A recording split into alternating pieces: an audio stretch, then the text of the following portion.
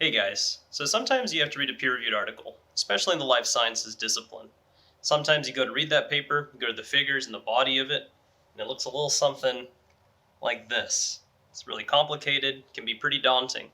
In today's module, we'll talk about how to break down a paper and analytically take apart the contents of a scientific peer-reviewed article. The typical scientific paper, written by the authors or sometimes referred to as the investigators, divided into four major components typically. These include the question, the approach, the results, and the conclusion. So let's start with the question. In a life sciences focused paper, this would be a biologically relevant question or some problem in the field that's going to be posed by the authors. This question is going to be what the paper is directly going to try to address or answer. Now, for some examples of what this might look like, I took two examples here, one from a 2005 Nature paper, that's number one, and the second one from the Nobel Prize winning Cell paper from 2006. And so without reading these verbatim, we can just go line by line here. But starting with number one, we can see in the second sentence, whereas most covalent histone modifications are reversible, until recently it was unknown whether methyl groups could be actively removed from histones. So the target or the question of this paper is whether or not methyl groups can actually be removed from histones. And so this paper is going to directly look at how methyl groups are removed from histones. In this second example, looking at the question being posed, we have these two sentences. Differentiated cells can be reprogrammed to an embryonic-like state by transfer of nuclear contents into oocytes or by fusion with embryonic stem cells. Little is known about factors that induce this reprogramming. So the main focus of this paper, the question that it's trying to address, is what are the factors that are involved in this reprogramming event, and how exactly are they facilitating the reprogramming of these stem cells? So we've talked about the question being addressed by our authors. Now what we need to think about is the approach being used to directly address that question. So this is going to be found typically in a methods or procedures section of a paper. This is going to detail the exact materials being used, the experimental procedure, what specific techniques are being used here to answer the question. And so for our example, we're going to come back to our Takashi et al. Cell 2006 paper. And you can see here that they're detailing the transplantation process into these cell types into mice. We then get this result of tissues forming three different germ layers. So now we know something about how the authors are answering the question. Now the results section, fairly self-explanatory, is really just the raw data or the data that they collected from these experiments that they proposed. And so in this example, once again coming back to this cell paper, following injection into blastocysts, iPS cells contributed to mouse embryonic development. So this sentence here, all we're really getting a taste of is the exact results that they got. We're not getting any interpretation or analysis really.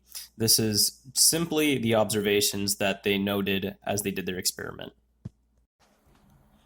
So finally, we have the conclusion of the paper. And like the results section, this is a fairly self-explanatory name, but really here we're looking at data interpretation. So this is the authors taking their observations and making some analysis or some conclusion about what the data means.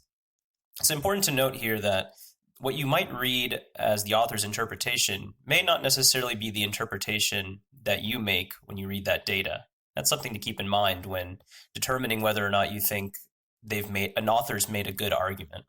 And so finally, for this conclusion, I'm just going to take the end of this Takashi et al. Paper, and you can see in this sentence, these data demonstrate that pluripotent stem cells can be directly generated from fibroblast cultures by the addition of only a few defined factors.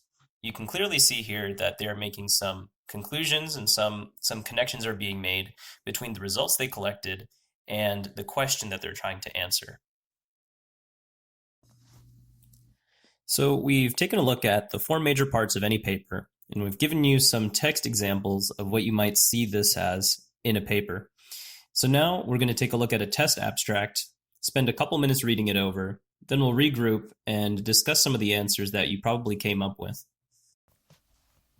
So at this point, you've paused your video, you've unpaused it, it's been a couple minutes, you've read over the abstract, you probably have some idea of what each section is. So let's take a look at a color-coded key for what each section pertains to in our four major component breakdown. In orange here, we have our question. And so in this paper, they're determining, or they'd like to determine whether resveratrol is impacting mitochondrial function and metabolic homeostasis. So that's our question. Does resveratrol have an impact on mitochondrial function and homeostasis? Our approach in green here, it's kind of a mix of this next sentence and going into results, but treatment of mice with RSV is going to increase their aerobic capacity, and we get some idea that they will be measuring running time and O2 consumption in muscle fibers. So for our approach, mice are being treated with RSV, and O2 consumption and runtime is being measured. For our results, we can see that there is an increase in running time.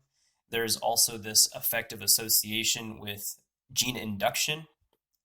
And so based on these results in blue, they then make some larger, broad sweeping conclusions about what resveratrol is doing in mice and what kind of implications this has on how RSV is acting on a molecular level. I know this is a little jargony of a paper, but this gives you a general idea of the logical format that most life science papers are going to take. So what's next? So now you can go to ELC and check for a post-module quiz to test how well you've taken in this knowledge. At this point, you can then move forward and look at some of the resources that have been posted, including a few of the papers used as examples today, in addition to a couple classic papers that'll further your knowledge.